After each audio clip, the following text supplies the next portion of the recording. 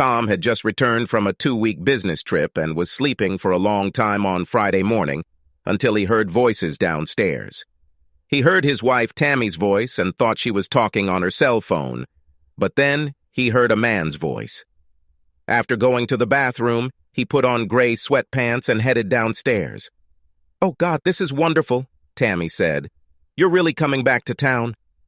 Tom slowly walked around the corner and saw a tall, blond man sitting across from her at the kitchen table. "Hey, what's going on?" "Volume. Remember how I told you that my childhood best friend might move back to the city? He is here. This is Sam." "Sam," he repeated. All these years he thought Sam was short for Samantha and decided that Tammy's best friend was a woman. "Oh, wow. This is great, honey."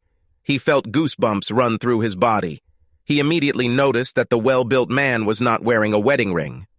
"Tom, Tammy has told me so much about you. So much that it seems to me that I have known you for a very long time." He stood up and extended his hand for a handshake.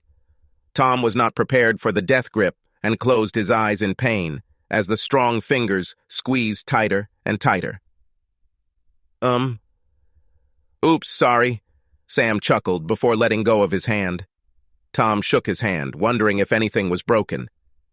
"So when are you actually moving back?" "The van delivered my things yesterday, so I have a lot of work to do." "Honey, I know we talked about dismantling the boat today, but Sam needs help, and I told him I'd come by this afternoon. You can come too if you are not busy." "Did you talk?" "We agreed to take the boat out of the dry dock and start it up to get it ready for tomorrow's trip on the lake with Gina and Greg." Sam interrupted. "It's okay. I have a week to get the house in a livable condition." Tom saw that his wife was upset. "Hey, you know what? First I need to start the engine and have a mechanic check everything. Go and help Sam." She smiled and moved forward to hug him. When she stood up, he saw that she was wearing a very thin robe, and he could tell that there was no bra. "Thank you, honey." He was ready to kiss her lips, but she turned and kissed him on the cheek. "Oh, and Sam doesn't have electricity or running water, so I told him he could stay in the spare bedroom until Monday or Tuesday. This is normal, right? Tom has heard enough." "It was nice to meet you, Sam." He turned and went back upstairs.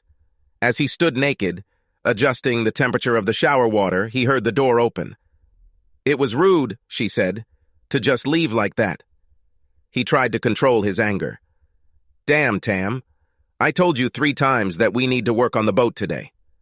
Besides, how long have you known that boy Sam was moving here?" "A few weeks, but I forgot to tell you, and I'm just as surprised as you that he just showed up here this morning." "Why are you acting like this? He's just a friend, and that's all. Just a friend for whom you abandoned our plans today with me to help him. Go and help him move. I do not care. Now go away and let me take a shower, please." "Tom, you're being unreasonable, and I'm not going to talk to you when you're like that." "I'll talk to you later about dinner." She turned and left. As she finished breakfast, she thought about her relationship with Sam. It all started in 3rd grade on the school playground when another boy tripped her, causing her to fall and skin her elbow. She was about to stand up and swing at him when she saw him fly face first into the swing. "Thank you," she said to the unfamiliar boy, and stood up, rubbing her elbow. "Are you new here?" "Yes, I'm Samuel." He grinned. "Your hand is bleeding, and you need to go to the nurse." "I will go with you." After that, they did everything together. At 9 years old, they loved playing video games and watching movies on TV. Everyone teased them that they were in love, but they both said that they were only friends.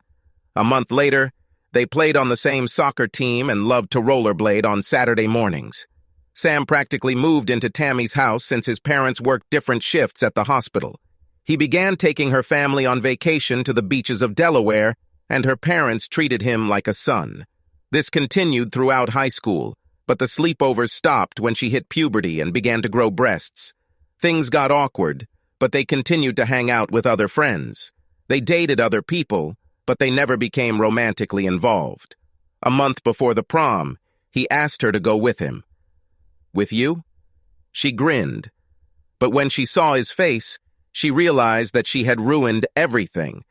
I mean, you're like a brother to me. And again, she saw how sad his face became. I mean, forget I asked, he snapped. He started to get up from the sofa and leave, but she grabbed his hand. Let me go. Stop and listen to me. I love you, Sam, but you're my best friend forever, and I don't want to lose that. He took a deep breath and sat back down. I know and feel the same, but I don't have a partner, and this will just be fun, no romance. You are special to me, and I want to remember this ball for the rest of my life. Sam rented a tuxedo and limousine and stood proudly in the doorway before ringing the doorbell. Tammy's mom. Betty answered and gasped. Oh my God, look at you. You are no longer a boy. Damn, her father said, walking up to his wife. I have to worry about what you're going to do after graduation. Sam blushed. No, sir, my intentions are noble. You have nothing to worry about. Dad, let him in, please. Tammy screamed. The door opened, and Sam froze, because her dress was beautiful and hugged every inch of her body. For the first time, he noticed her cleavage. Wow, Tammy blushed.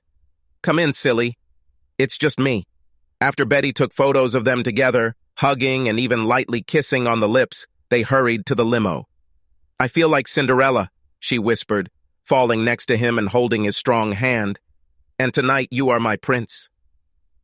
They were both completely caught up in the moment as they danced. She rested her head on his shoulder. For the first time, she felt his arousal in the upper part of her stomach and grinned, moving even closer. As the light faded and the music began, she threw her face back and closed her eyes. She didn't have to wait long when their lips touched and their tongues met and played together. They didn't notice that they were photographed by a yearbook photographer. Tammy, I thought you didn't want to, he whispered as she rubbed her soft breasts against his body. I also want tonight to be special. Only today and tomorrow we will again become best friends forever. They kissed again, but with more passion than before. The rest of the night passed in a blur as they hurried to the limousine and spent the next hour or so at the motel, where the rooms available sign was still on. They hugged and kissed for a while before undressing in complete darkness and hurrying under the covers. Their foreplay consisted of many caresses. He quickly reached climax and jumped out of her secluded place. What's happened? She asked, as he ran to the bathroom and returned with a wet facial tissue. I was too horny, and I didn't want you to get pregnant. They hugged and suddenly started laughing. I think we're better friends than lovers, she giggled. A few minutes later, they dressed timidly, and he called a limousine to take them home. Well, that ruined everything, she joked, as they lightly kissed on the threshold of her house. After the ball, they stopped dating, and a few months later, they left for college, far away from each other. Just before leaving, he wrote her a letter in which he apologized for going to the hotel with her and hoped that she did not hate him. She saved his letter for future memories. Over the Christmas holidays, she was surprised when he rang her parents' doorbell, holding a gift.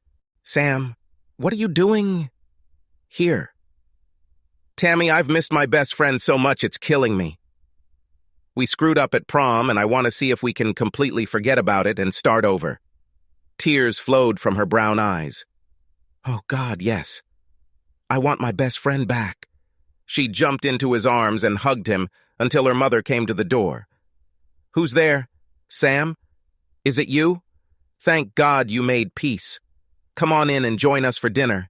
They spent holidays and summers together for the next 4 years, but were never able to become best friends again.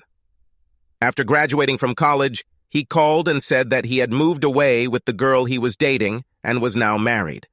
However, they continued to correspond every month. I still value our friendship, Sam wrote to her one day, but my wife is very jealous, and when I told her about you, she lost her temper and said that I should break up with you otherwise. She just can't accept that we could be so close and not sleep together. I understand, and I will be there for you if you need a friend again. Take care of yourself and know that you are special to me. That was the last she heard from him until a few months ago when he emailed her that he was moving back to town. He wrote that he was now divorced and needed to return to his roots, and he hoped that they could renew their special, close friendship. So the flow of emails and messages resumed.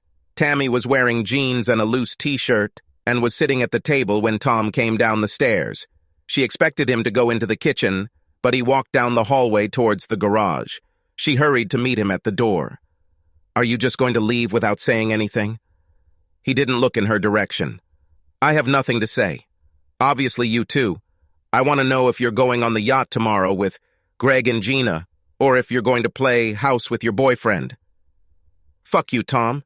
You're acting like a big jerk and it's pissing me off. Besides, I told you that, Sam." Before she finished, he closed the door. "Well, this really sucks," Tammy sighed. Her best friend returned to her, but this put a wall between her and her husband. Sam had told her that his wife always got upset when he mentioned his special friendship with her, and now the same thing was happening in her life.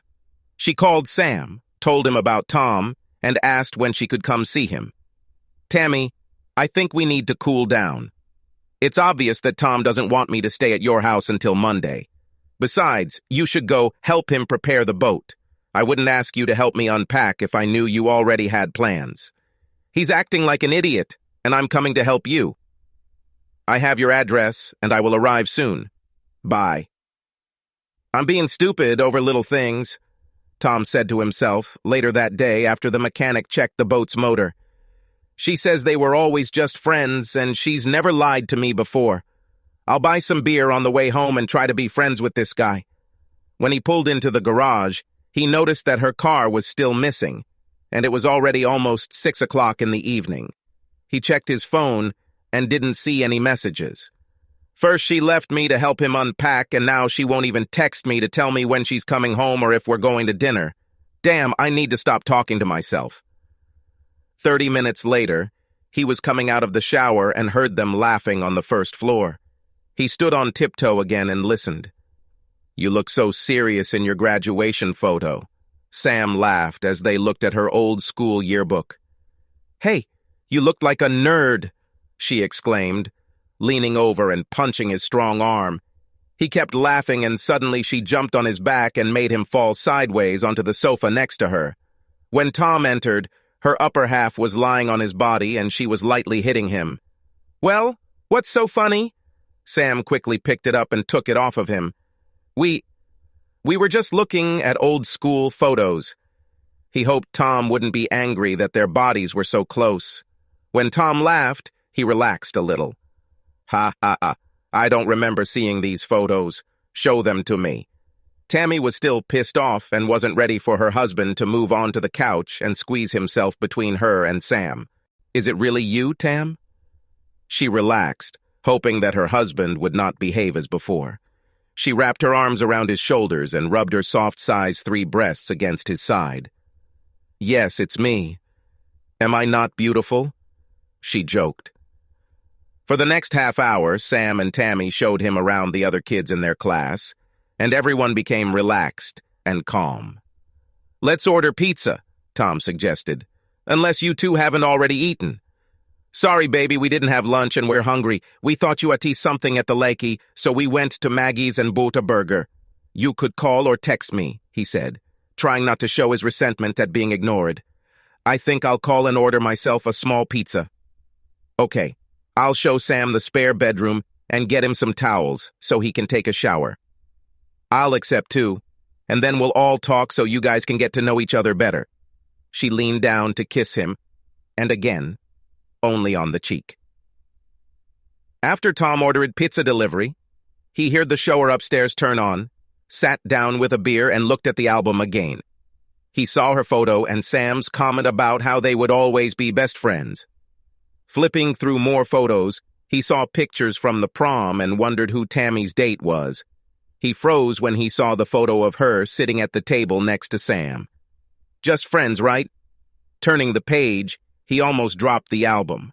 She was in Sam's arms, dancing intimately, their eyes closed and lips parted, kissing. "Fuck this," he sighed, throwing the album across the room. When it landed and opened, a small envelope fell out. He walked over and saw that it was addressed to Tammy. Opening it, he quickly read the letter and tossed it on top of the yearbook.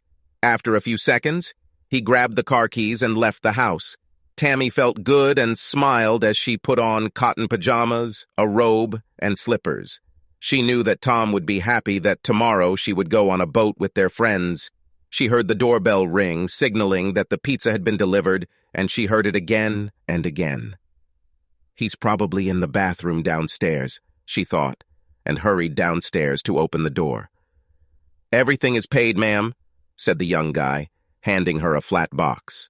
She brought it into the kitchen and shouted, "Your pizza is here, Tom." She heard nothing and began to look for him. He wasn't in the bathroom, and when she looked into the room, she saw an open album on the floor and an opened letter that Sam had written to her many years ago. No, please no. It was the same letter in which Sam mentioned that, after the prom, he went to a motel with her. She collapsed to the floor and saw Sam's bare feet next to her. "What's happened?" Sam asked, kneeling down next to her. "Tom found and read the letter you sent me. He knows we had sex at the motel after graduation." "Damn, Tam. I thought you tore that letter. How are we going to fix this?" Tammy took the phone from her purse on the hallway table and called Tom. Beeps and beeps until finally it said, "Hi, this is Tom. Leave a message." Beep. "Tom, please come back and let me explain everything. The prom and the motel were a big mistake and terrible for both of us. Trust me when I tell you that we are just good friends. Darling, I love only you and want only you to be in my bed. Please come home." She waited for more than an hour and called again. Meanwhile, Sam was watching TV and waiting to see if Tom would call her back. It was 11 o'clock when he went upstairs and packed his bag. Tammy sat at the kitchen table looking at her phone. She raised her head and saw that he was dressed and holding his small bag in his hands. "Where are you going?" "I've created enough problems.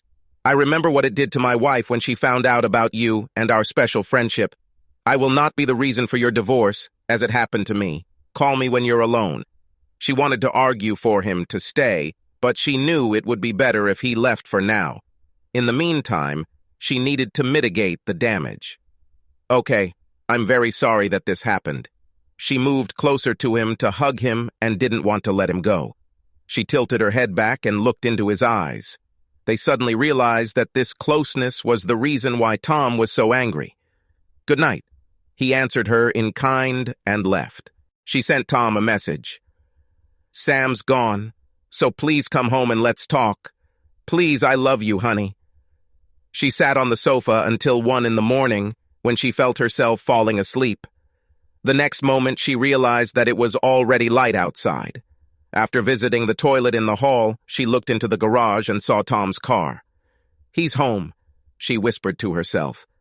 Tom entered the house after 2 o'clock in the morning and saw his wife sleeping on the sofa.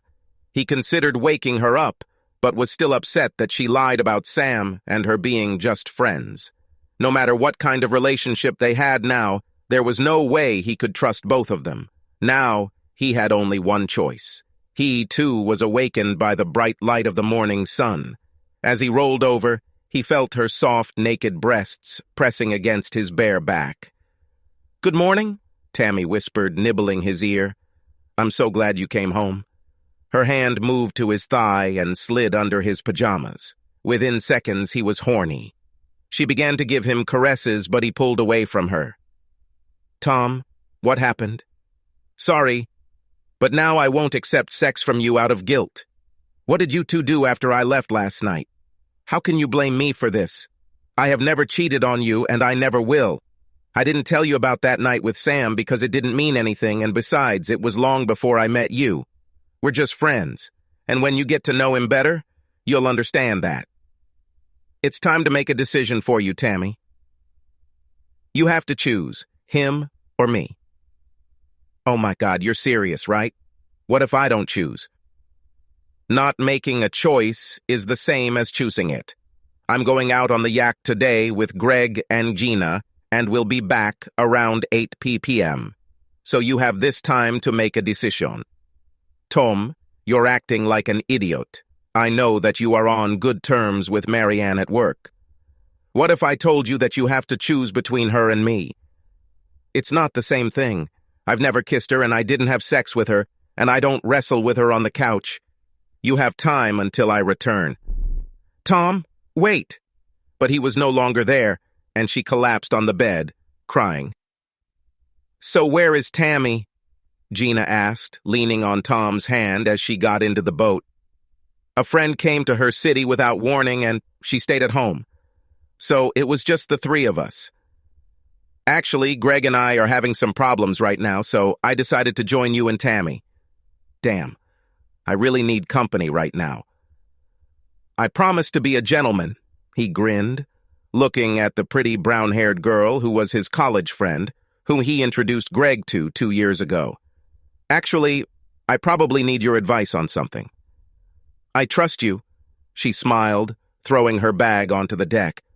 I also need rest now, so let's share our tips. They were silent as he steered the boat on the lake and dropped anchor in the small deserted bay. Suddenly, several dark clouds appeared, and it began to rain. They laughed and jumped into the water.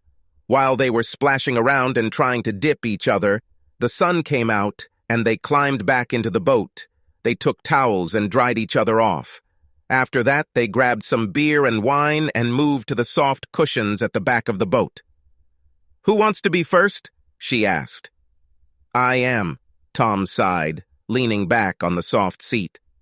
Over the next 20 minutes, he told Gina everything that had happened since he found his wife and Sam at the breakfast table. I really want to believe her, but she lied to me about the prom.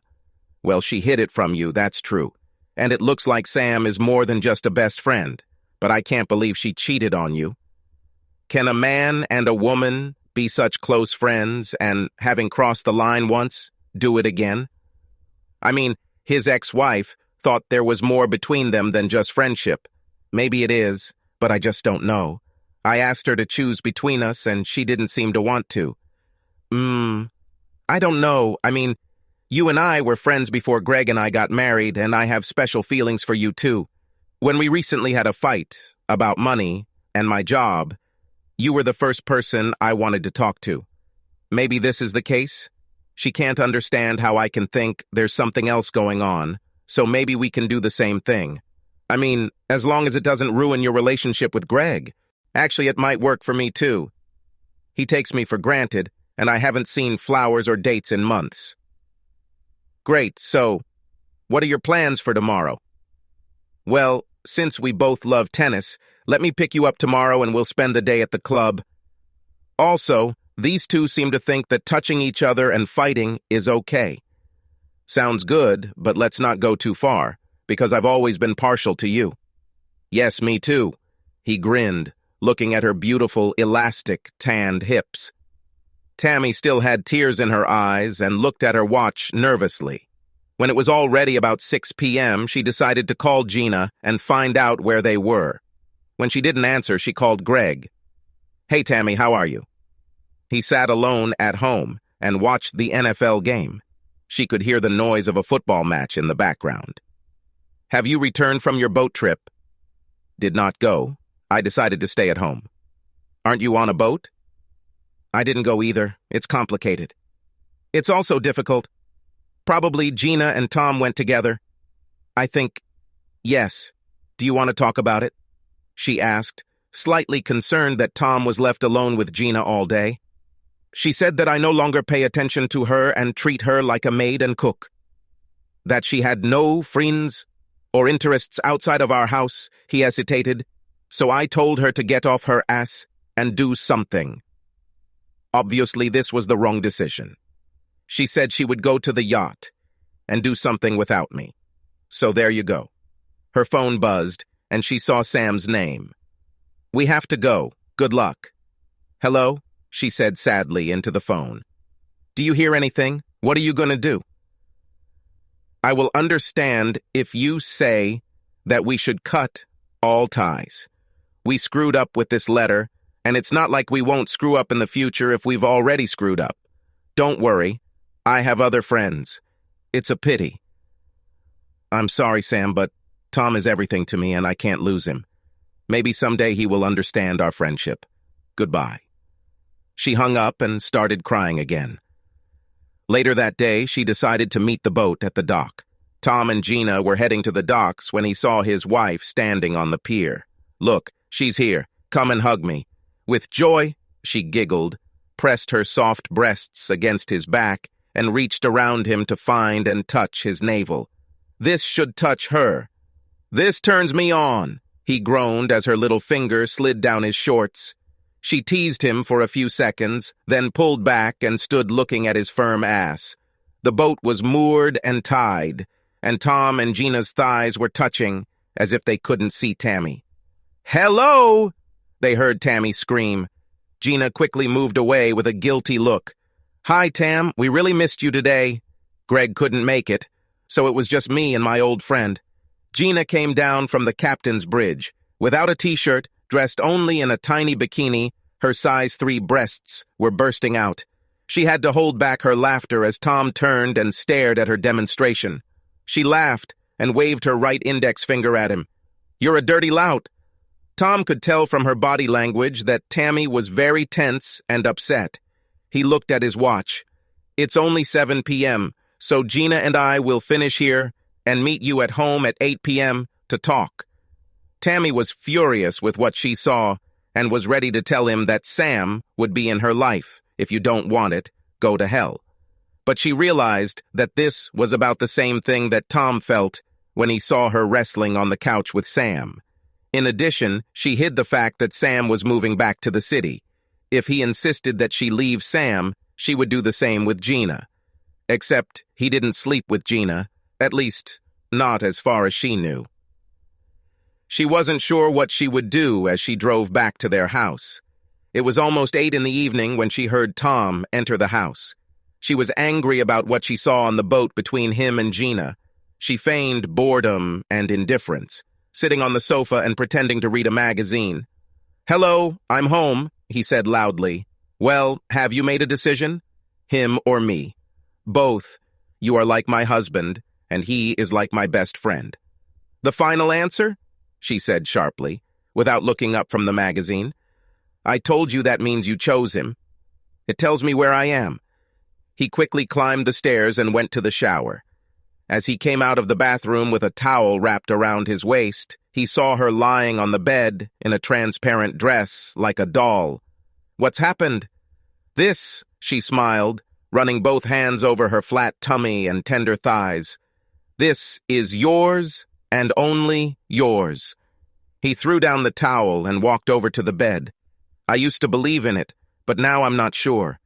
Today you spent the whole day at his house, and it is obvious that he cares about you. Maybe not today, but he will pester you again. I can't be sure you'll refuse. How about Gina, and you were also alone on the yacht today? I saw her hug you and press her big, soft breasts into your back. I wondered where her arms were, wrapped around your lower body. You two were friends long before we met, so how do I know you didn't do anything? First of all, I never knew Sam was a guy. I knew you were communicating via email, and it never bothered me. Then I heard when he showed up at my house that he had moved here. Then you rushed to help him move and abandon our plan to go boating. Only later do I find out that you two were together at school, kissing and having sex. Gina and I were just friends. We never kissed except on New Year's Eve, and there was no tongue-in-cheek like in your album. You can trust me, trust Sam and I. We don't feel that way about each other. Please, Tom, don't make me give up my best friend. I will give it up if it becomes a big problem that comes between us. But give us a chance. She turned in his direction and pulled him towards her, and soon they were kissing and making love. Do not stop! I love you! She screamed, exploding with bliss, but did not notice that he had not reached the finish line. The next morning, she slept longer than usual and woke up to find him gone. She found a note on a small white marker board in the kitchen. Playing tennis with Gina. I'll see you later. Maybe we'll have dinner at the club. Go help Sam move. Tom. On the one hand, she was glad that Sam was back, but on the other, she was worried that Tom and Gina would be together, especially since Greg had problems with her. She called Sam. I thought we broke up, Sam said, surprised by her call. Everything has changed. I will come to help you move and tell you everything. Gina was hesitant to enter the house after she broke up with Tom. She was still thinking about Tom's tight hug and wet kiss before parting. Lately, Greg and she had been doing nothing but arguing about stuff. She had finally given vent to her anger at how he had taken her for granted and wondered if he would change. Hello? I'm at home. Nothing. Hello? Greg? Nothing. She walked into their bathroom and saw a note written on the mirror. The thing is fucking between us right now, and it's mostly me to blame. I hate my job and I need to leave for a couple of weeks. I will not be in contact. Greg. What a bastard, she whispered, and took the phone to call him. When it went to voicemail, she hung up. Typical cowardly behavior on your part, Greg. You don't solve any problems. You just put your tail between your legs and run away. I hope you find yourself because I wash my hands of it. She hoped that her trip on the yacht without him would unsettle him, and he would begin to appreciate her again. Luckily, she still had Tom. She wondered what happened when he ran into Tammy again. She smiled when she received a text from him. See you tomorrow at the club at 10 a.m. Court 4 is reserved. The next week, everyone calmed down. Tammy continued to help Sam with the move, and Tom and Gina got together for lunch and played tennis. No one seemed jealous or did anything that crossed the line between friendships. But on Friday, Greg's sister told Gina that Greg had gone on a cruise and not alone. Gina realized it was all over and called Tom. Could you come? I need someone to be with me. What's happened? Greg returned home? Are you okay? No and no, but I can't talk on the phone. Tammy and I will be with you in a few minutes. Tom, I only want you to come. I think Greg and I are done and I need your company. Okay, I understand. He hoped Tammy would understand too. Tammy was putting on her pajamas when Tom entered the bedroom. She saw a worried look on his face. What's happened? Gina just called and said something bad happened and she wants me to come. I'll call later and let you know what's going on. It's already 9 o'clock. Can't it wait until tomorrow morning? If it's that bad, I'll go with you.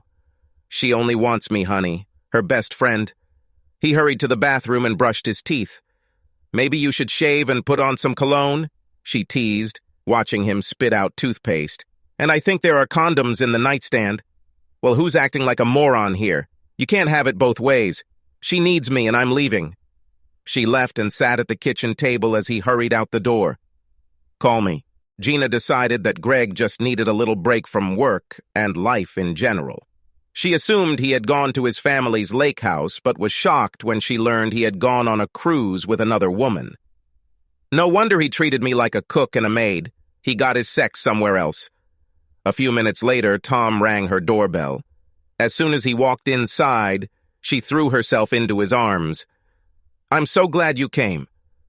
Her arms wrapped around his neck and her legs wrapped around his waist. He stood straight and tense. Let's close the door, okay? His hands moved down to hold her as they turned. She began to slip, so he reached lower and cupped her soft buttocks. Oops, he blushed, kicking the door closed. And then he realized that she was only wearing a robe, and underneath she was naked. He tried his best not to tense, but touching her bare ass and feeling how she squeezed him greatly aroused him. Are you okay?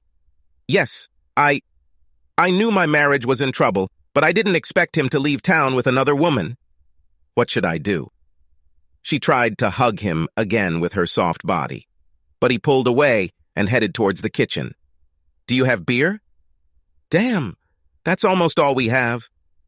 Greg finished 6 bottles almost every night, except 2 nights of bowling. Damn, he probably went on a cruise with Elsie. She's a divorced woman on his bowling team. Several times when I went there, she was hanging on it. He said it was just flirting, like I had with you. He ignored this as he looked away from her silky light blue robe, but not before noticing that her ample, well-formed breasts were not wearing a bra. And what do you want to do with it? I'm done with him and have been for a long time. I keep my money in a separate account, so I have enough if I need it. The director of my school has a brother who is a lawyer, and he said that he would help me prepare the documents. Do you mind going to the office? It's more convenient there. As they walked down the hallway, his phone buzzed. It was Tammy. He didn't answer. Will she be angry that you came here alone? I don't know. She's been at Shitty Sam's house alone quite often since he got back. You know what's good for the goose. Do you think they had an intimate relationship? I don't think so, because I think she wants to stay married to me, but to have him around. I don't trust him. His wife divorced him for some reason, and I need to find out why. Well, I want you to be there too. I feel so alone now. Even when I worked as a cook and maid, I had someone I could talk to. Tears fell from her cheeks as she fell onto the sofa. Unable to bear her tears, he knelt down next to her and hugged her. I'm here for you. Their eyes met and their lips pressed against each other. Tammy tried to think about something else, but she was nervous that Tom would be seduced by this harlot. It seemed like Greg and Gina's marriage was falling apart and she didn't want to become a victim. She fell asleep at midnight, and after a while she heard the door open. Volume! Is it you? She exclaimed, jumping up and looking around the doorway. Who else could it be, unless you gave Sam the key to the house? He immediately regretted what he said. I'm sorry. She looked at the clock and saw that it was already 2 o'clock in the morning. It took you 5 hours to talk to her to calm her down. Maybe I should ask what the hell is going on. It's late and we're both stressed. I think we need to postpone this conversation until tomorrow morning. He sighed and struggled up to their bedroom. When he came out of the bathroom, he saw her in bed, looking at him. I love you, Tom. I love you too. No matter how tired they were, they found it difficult to sleep. Tom woke up the next morning and was walking downstairs when he heard her talking to someone on the phone and stopped to listen. I can't. I told you we should take a break. I have no idea when or if we will be able to see each other again. No, and stop sending me messages and emails. She was angry because Sam took her too far the last time they were together. She knew her marriage was in danger since Tom spent most of last night with Gina. She loved him and wasn't going to give him up that easily. She heard the shower turn on upstairs and hurried to prepare breakfast and return to her husband.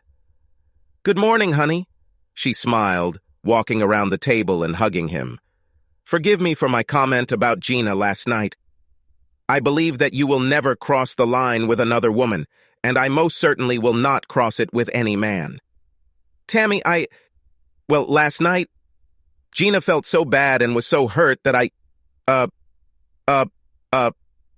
He saw her smile turned upside down, and her eyes turned from honey to coal. Wait. Fuck you, Tom. I had nothing serious with Sam, and you blame me for all the sins. Damn you for having someone else. Eat shit, asshole. Tammy, let me finish, please. But she turned, grabbed her purse, and ran out the door.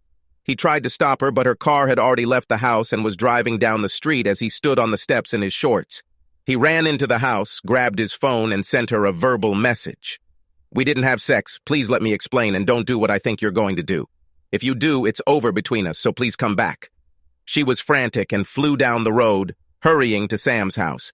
She was wearing only silky black pajamas and no underwear. It didn't bother her because soon she would get rid of it and have sex with her best friend. At the railway crossing, a train was driving across the road, which slowed down its movement for a long time. This gave her time to calm down and collect her thoughts. She took a deep breath and recognized the name of the street next to the tracks. Gina was still thinking about what happened last night with Tom, how he had come to soothe the pain her husband had caused. He had always been her knight in shining armor and had helped her out many times since they met in freshman year English class. After talking to him about how good it was to know everything now that they didn't have kids, she relaxed and moved closer to him so he could snuggle against her on the couch. Neither of them planned what happened next. She was distracted from her memories by the doorbell. She opened the door, expecting to see Tom, and saw Tammy's angry face. She was about to say, "Good morning," when the woman's right palm hit her in the face. "You bitch! You should have followed my man, right?" Gina, being stronger and heavier, lowered her head and slammed her body into Tammy's. Both women flew through the door onto the wet lawn, which was being watered. Gina landed on top of Tammy and quickly pinned her hands to her head. "Stop it! What do you think happened last night?" Tammy growled and tried to get up and push her away, but Gina was too heavy. "Okay, I give up. Let me get up and we can talk," Tammy said, realizing she had no other choice. Both women were soaked to the skin and staggered on their hands and knees. They both looked like drowned rats. The hair on their heads was matted and twisted. "Are you okay?" asked a female voice. Tammy looked back and saw her elderly neighbor Elsie standing at the door next door. Tom was worried that his wife would go and ruin her marriage to Sam to get even for what she thought he did to Gina. He hurried to get dressed and quickly went to Sam. He was surprised not to see Tammy's car, but knocked on the man's door anyway. "Open up, asshole." "I know she's there." "What the hell is going on, Tom?" Sam asked just before the angry man pushed him hard in the back. "Hey!" Sam shouted, staggering and ready to defend himself. "She's not here." "Where is she? Are you going to meet her somewhere?" Tom asked, trying to calm down. "I have no idea. She is your wife." "Well, we need to talk. Don't give me any bullshit about how you only want to be Tammy's best friend. I see in your eyes that you love her and want to see her in your bed." Sam walked past him and closed the door. "Let's talk." He led Tom into the living room and sat down opposite him on the sofa. "You are right. I love and always have loved Tammy, but she doesn't feel the same way about me.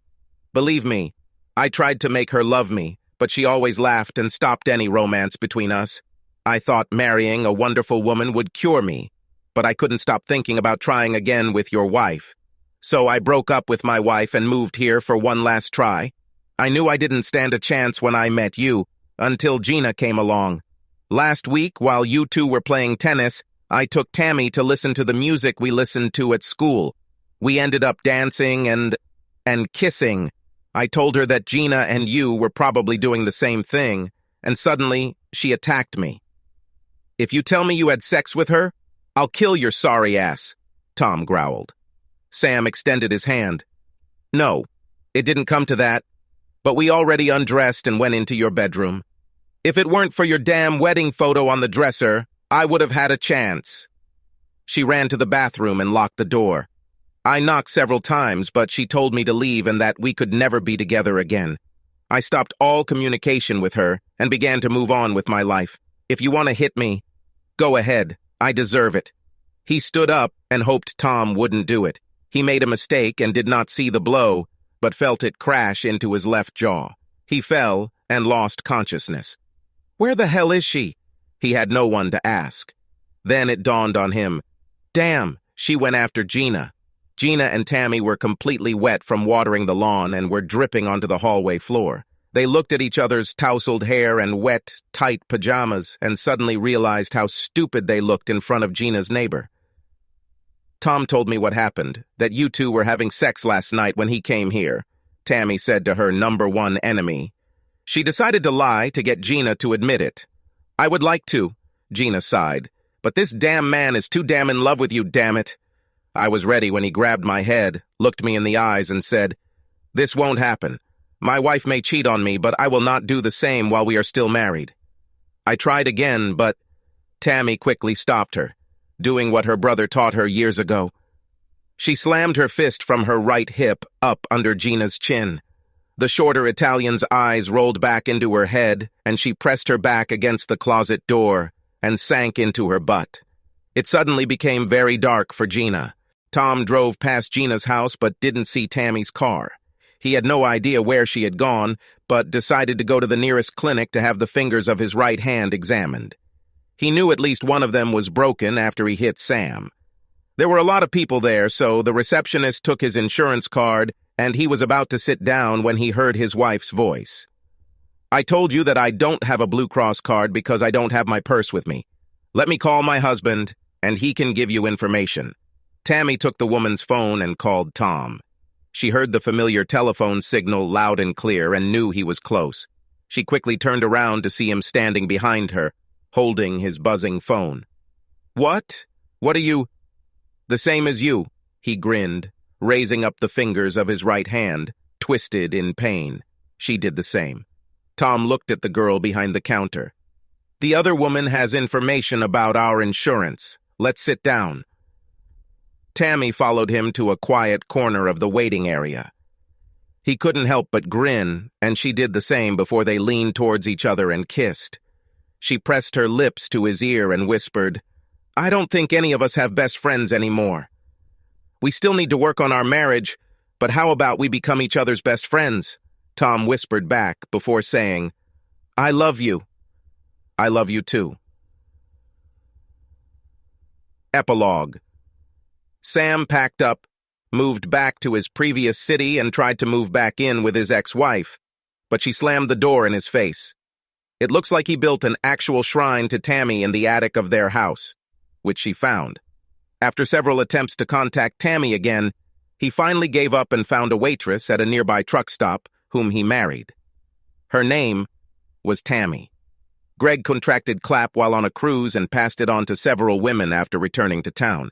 He married again to a woman who was an excellent maid and cook. Gina decided to become a female professional boxer and fought 2 fights. Both times she was knocked out by a subtle uppercut. Tammy and Tom settled down and had 5 children, none of them named Samantha, Samuel, or Gina. Subscribe to our channel so that your second chaff doesn't cheat on you, and go ahead and listen to the next story, because this story is nothing compared to the next one. If you're under 18, don't even think about listening to the next one.